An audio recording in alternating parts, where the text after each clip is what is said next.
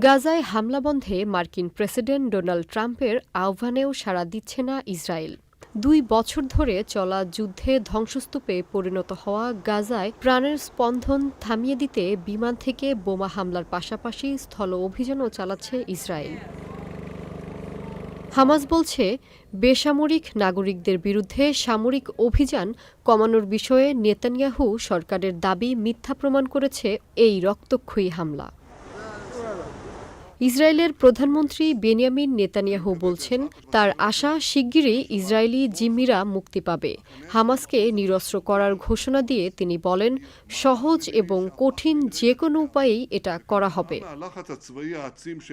গাজায় যুদ্ধবিরতি কার্যকর এবং ইসরায়েলি জিম্মিদের মুক্তিসহ ২০ দফা পরিকল্পনা বাস্তবায়নে দুই পক্ষের সঙ্গে আলোচনার জন্য মিশর গেছেন ডোনাল্ড ট্রাম্পের জামাতা জারেড কুশনার এবং স্টিভ উইটকফ।